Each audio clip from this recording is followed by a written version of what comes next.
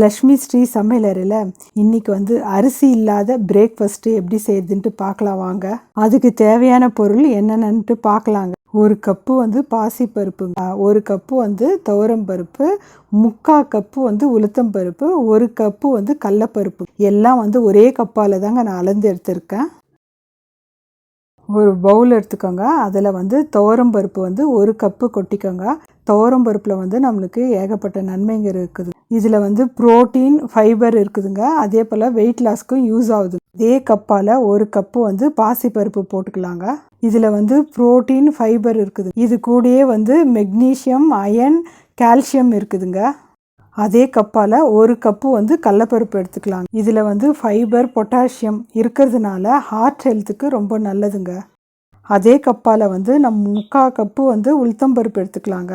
உளுத்தம்பருப்பை வந்து நம்மளுக்கு அடிக்கடிக்கு உணவில் நம்ம சேர்த்துக்கணும்னா அதில் வந்து கால்சியம் இருக்கிறதுனால நம்ம இடுப்பு எலும்புக்கு வந்து ரொம்ப நல்லதுங்க.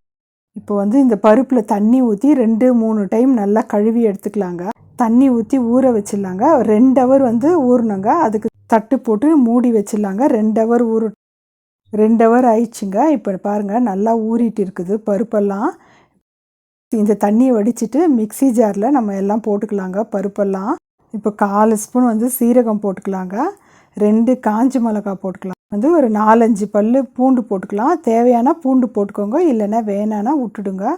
இதுக்கு தேவையான அளவு உப்பு, 1/4 ஸ்பூன் உப்பு போட்டு கொஞ்சமாக பெருங்காயம் போட்டுக்கலாங்க.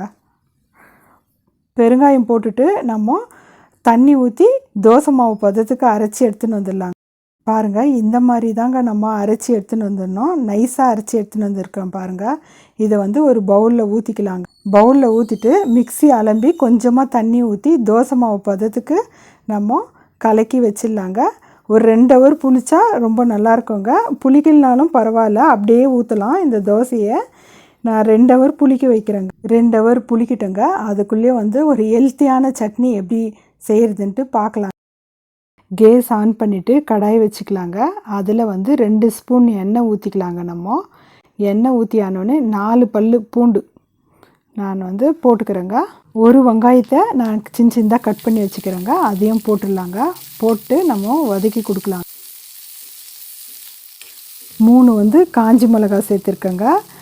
1 கைப்பிடி அளவு வந்து கலக்காய் கொட்டை எடுத்துருக்கேங்க. அந்த கலக்காய் கொட்டையும் அதிலே போட்டு நல்லா வதக்கி கொடுக்கலாம். கொஞ்சமாக வந்து சீரகம் போட்டுக்கலாங்க. சீரகம் போட்டு கொஞ்சம் கறிவேப்பிலை போட்டுக்கலாம். போட்டு நல்லா வதக்கி கொடுக்கலாம். நல்லா வதக்கி கொடுக்கலாங்க. இப்போ வந்து கொஞ்சமாக புளி போட்டுக்கலாங்க. புளி போட்டு நல்லா வதக்கிடலாங்க. நல்லா வதக்கி கொடுக்கலாங்க. பாருங்கள், நல்லா வந்து வதங்கிடுச்சு. வதங்கின பொருளை வந்து கொஞ்ச நேரம் ஆற வச்சிடலாங்க. வதக்கி வச்ச பொருள் ஆறிடுச்சுங்க. இப்போ நம்ம மிக்ஸி ஜாரில் போட்டுக்கலாங்க. மிக்ஸி ஜாரில் போட்டு இதுக்கு தேவையான அளவு உப்பு, கொஞ்சமாக பெருங்காயம் போட்டு தண்ணி ஊற்றி அரைச்சி எடுத்துன்னு வந்துடலாம். பாருங்கள், இந்த மாதிரி தான் நம்ம நைஸாக அரைச்சி எடுத்துன்னு வரணுங்க. கொஞ்சம் மிக்ஸி அலம்பி கொஞ்சம் தண்ணி ஊற்றிக்கலாங்க. கொஞ்சமாக வந்து தாளிப்பு கொடுக்கலாங்க. எண்ணெய் ஊற்றி கடுகு போட்டு தாளிச்சிக்கலாங்க. நான் தாளிச்சிருக்கேங்க. தாளிக்கலனாலும் பரவாயில்லைங்க. இந்த சட்னி வந்து டேஸ்ட் ரொம்ப நல்லா இருக்குங்க. இப்போ வந்து மாவு வந்து 2 ஹவர் புளிச்சிடுச்சுங்க.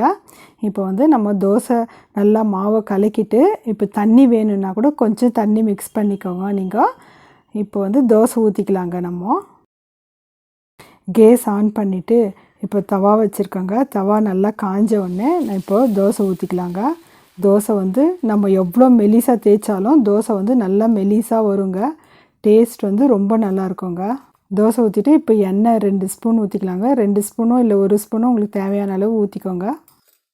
பாருங்கள், நல்லா தோசை வந்து 2 பக்கம் திருப்பி போட்டு நம்ம வேக வச்சு எடுத்துக்கலாங்க.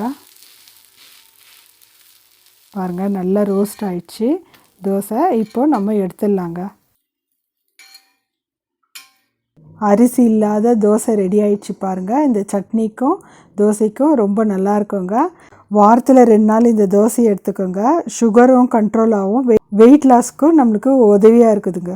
இந்த மாதிரி ஹெல்த்தியான ரெசிபி வந்து நம்ம சேனலில் அப்லோட் பண்ணியிருக்கோங்க. போய் நீங்கள் செக் பண்ணி பாருங்கள். இந்த ரெசிபியை நீங்களும் ஒரு டைம் இந்த மாதிரி செஞ்சு பார்த்துட்டு உங்கள் ஃபீட்பேக் எனக்கு சொல்லுங்கள். லைக் பண்ணுங்கள், ஷேர் பண்ணுங்கள், சப்ஸ்கிரைப் பண்ணுங்கள்.